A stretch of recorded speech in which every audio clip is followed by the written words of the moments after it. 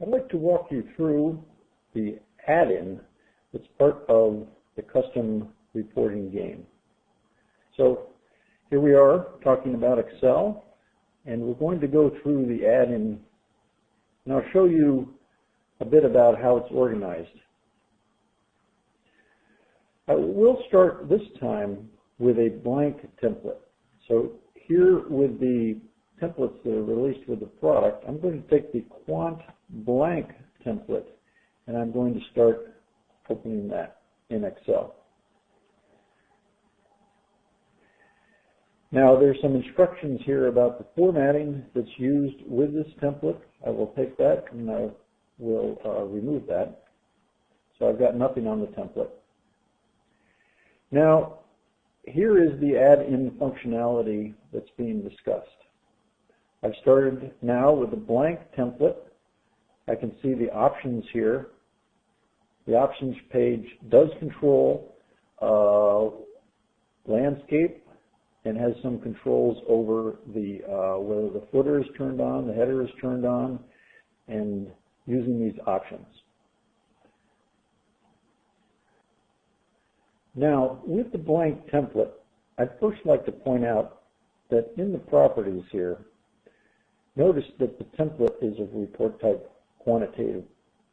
Now that is already set when I've copied the quantitation blank, but I'll mention that first because the add-in does recognize certain capabilities that it needs to navigate the quantitation data set.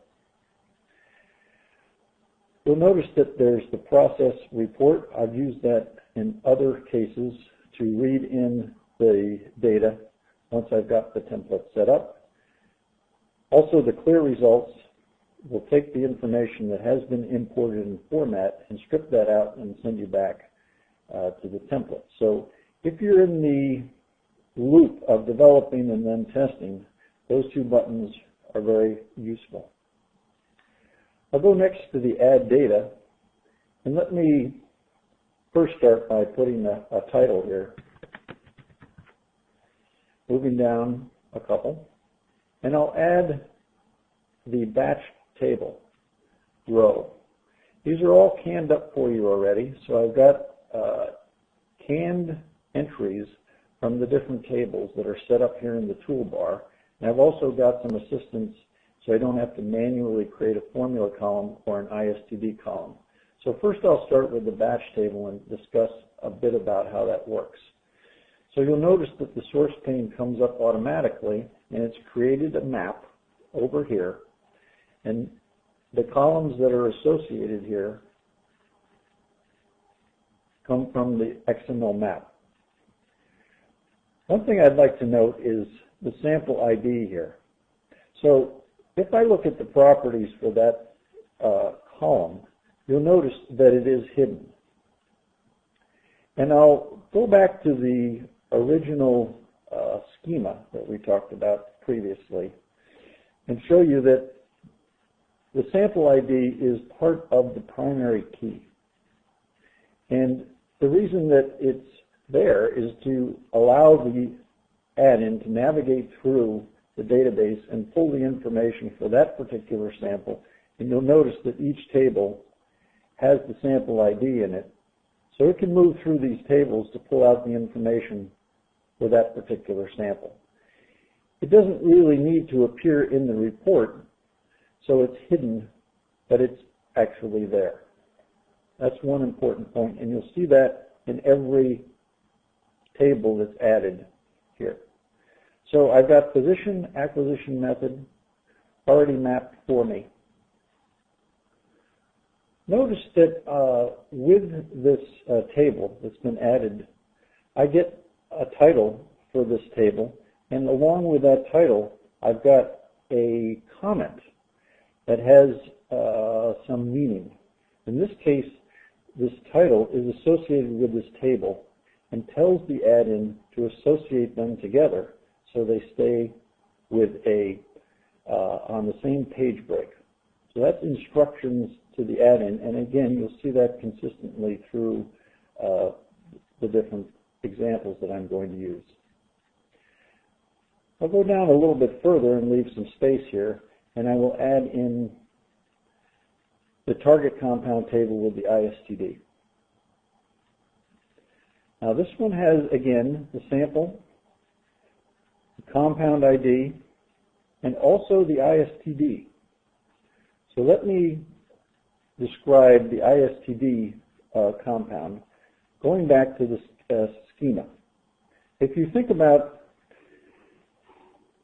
a compound and its related ISTD, you can understand that there is a relationship between those two. A target compound has an associated ISTD in the method. Now, how does that work in the data set? Well, there is a relationship that's actually pointing to the same table. That's called a reflexive relationship. And I'll show you, if we drop down here in the table, that there is the ISTD compound ID, which identifies that relationship, and an ISTD flag for that ISTD to denote that it is an ISTD. So within the data set, I have that information, and if I go to the Excel template, that information is used here to collect and show you the target and its related ISTD.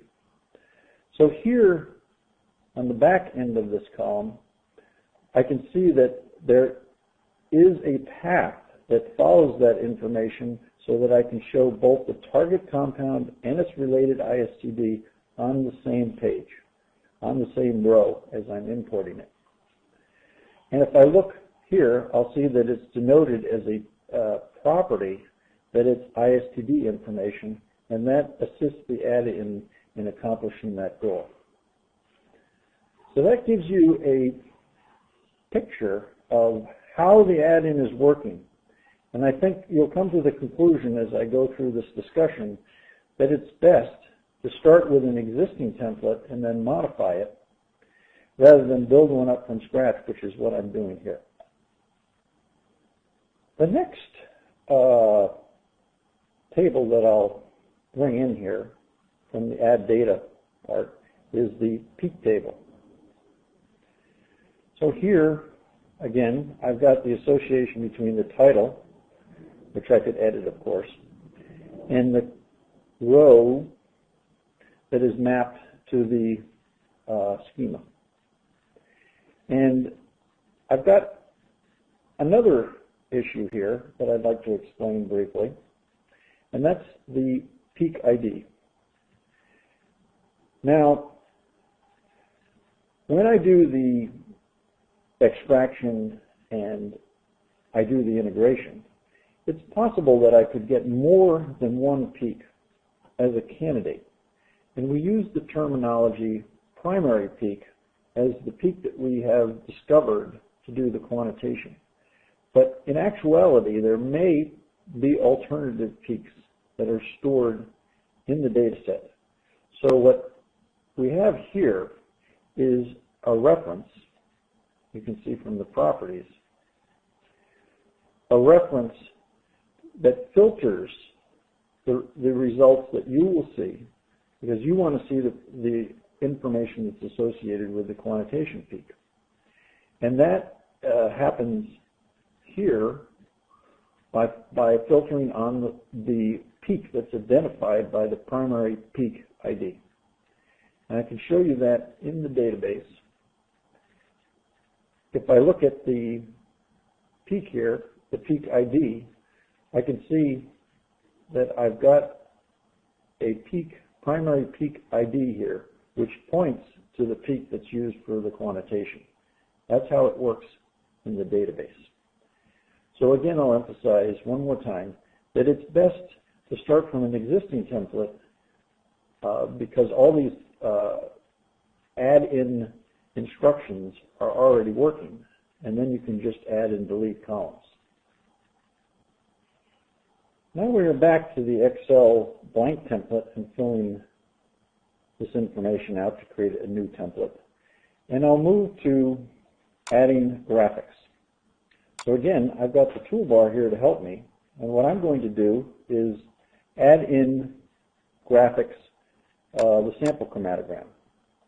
So I'll do that, and you notice that this part of the table, again, has the sample. I put the sample name, and then this part here is pointing to a part of the schema which knows the file name to import that will give me the sample chromatogram for that particular sample. And I'll go down here below the peak table, in the target table, and I will also add in the compound graphics. And again, you'll see the primary key,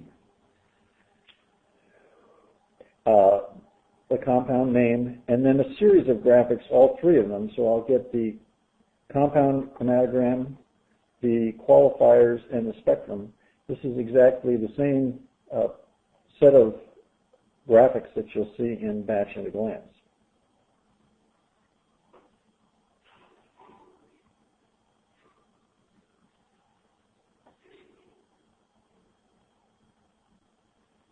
Before I leave the discussion of the graphics, let me point out that if I look at the advanced properties here for the graphics, you can see that I do have the ability to adjust the graphic size, and they are EMF files, so they are scalable. Although we've tried to use the default graphic size that's produced from the application, that gives us the best fidelity. Now let me move on to what I'll call the iteration part of the custom reporting. If I think about the database navigation, this is very static. The Addin needs to know which part of the template it needs to move over as it goes to each sample, and then proceeds to follow the one-to-many mapping to go to each compound. So the way that's done is, first, I will do the sample mapping. So I will start from this point, and I will grab the entire report from the top to the bottom. Now I have a section here that's highlighted, and I will go to the Add Formatting. Of course, there's the ability to page break and sheet break here. I will leave that as an exercise for the reader, and I will go to the repeating section. Now, it gives me a list of all the columns that are available, but what's useful here is to iterate over that primary key part, the sample ID. So I will pick the sample ID, and I will iterate this entire section that I've highlighted over that sample, moving through the samples. And you'll see now that the outline control shows me the section where that's going to occur. Now, the other part that I need to do is I need to go over the piece that will iterate over the compounds. And if you look at this section with the compound graphics, the peak information, and the compound information, that's that section. So again, I will highlight a section of the report here and take that section and add the formatting of a repeating section, and I will iterate over the compound ID this time. So that's the traditional iteration over the sample, then iteration over the compound. And again, you'll see the outline control shows me that I've got the two iterations. This is very similar to the sample part of the ISTD report. So I will save that at this time. All right, it looks like we're ready to do the final report. One thing I'd like to do is clean this up a little bit. So I removed the title. I didn't think it's really that useful. And I put the graphics up here at the top. So let's go over what we've got. We've got the repeating section of the batch, each sample. And then we've got the repeating section for each compound. For each sample, I'm going to see some batch information, and then the sample chromatogram. And then for each compound, I will see the graphic, followed by the information about the method, and then the results. Now, one thing I'd like to add right here is I'd like to have each sample on its own worksheet. And I can do that by adding a piece of formatting here called a sheet break. So when it encounters a new sample, it will sheet break. And will ask me, what do I want to name the sheets? So I'm going to name them by the sample name. So now I've got everything that I need to give this a try. So let me process against a 2-sample batch here. And this will go ahead and, as we know, import the results from the XML document, get the graphics and put them onto the spreadsheet, and then do the formatting following the instructions that we looked at in the template. That's what the add-in will follow. So we have, as we hoped, 2 spreadsheets, one for sample 1 and one for sample 2.